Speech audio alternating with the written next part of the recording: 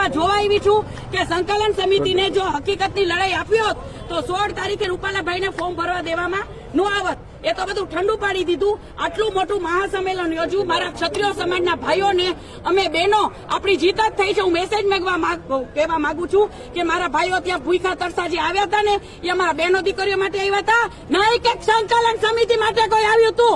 સંકલન સમિતિને એમ હોય ને કે અમારી માટે આવ્યું હતું તો ભૂલી જાજો. આ તો અમારા બહેનો દીકરીઓની લડાઈ માટે આવ્યા હતા ત્યાં, અને આખા ક્ષત્રિય સમાજને ગુમરાહ કર્યો. પદ્મિનીભાઈ એકલા લડશે હવે આગળ? જી ના, હું શું કામ ભાઈ એકલી? બરાબર, એકલી શું? એ લોકોને એ તો કરું તો મને એકલી તો પાડવી હતી. બરાબર, અમારી લડાઈ જે છે પછી આગળ જોશું અમે શું કરું કે શું નહીં કરીએ, પણ જે હકીકતની લડાઈ હતી એ પૂરી થઈ ગઈ. જે અમારે આંદોલન કરવું હતું એ ટાઈમ વયો ગયો. આજે ફોર્મ ભરાઈ ગયો. કાયદા કાનૂન એટલા કડક છે.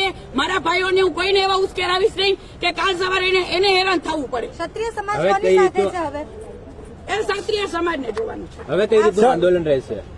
હવેનું આંદોલન એટલું જ રહેશે કે આગળ જોવા જઈએ તો આ લોકો હવે કોંગ્રેસ ભાજપ સામે સામે આવી ગઈ છે. હવે આમાં બેનું દીકરીઓનું કઈ રહ્યું જ નથી. હવે તો આમાં રાજકારણ આવી ગયું. બરાબર છે? આપ માનો છો કે આંદોલન હવે પૂર્ણતાના આરે છે? હવે તો હું જઈને અંદર પ્રશ્ન કરું છે કે શું કરવાનું છે. સંકલન સમિતિનો નિર્ણય માન્ય છે? હવે એ તો સમાધાન કોણ કે છે? સમાધાન વાત થાય તો રેડી છે સમાજ? ના, સમાજ તો આજે પણ રેડી નથી, કાલ પણ રેડી નતો ને. પણ સમાજ હવે હેરાન થઈ ગયો છે. સમાજને હેરાન કરી નાખ્યો, ગુમરાહ કરી નાખ્યો. સમાજ હવે કોઈ રસ્તે જઈ શકે એમ નથી. બરાબર છે? આજે કાયદા કાનૂન એટલા કડક છે કે અત્યારે હું મારા ભાઈઓને એમ કહી શકું એમ નથી કે આંદોલનમાં નીકળો. બરાબર છે? આજે કલમ કાયદાની બહુ મોટી છે અને એ હું કોઈને હાથમાં લેવા નથી માંગતી, અને હું કોઈને કાયદાનો અભંગ કરો, કોઈ ઓલું કરો, એ પણ હું કોઈને સલાહ નહીં દઉં.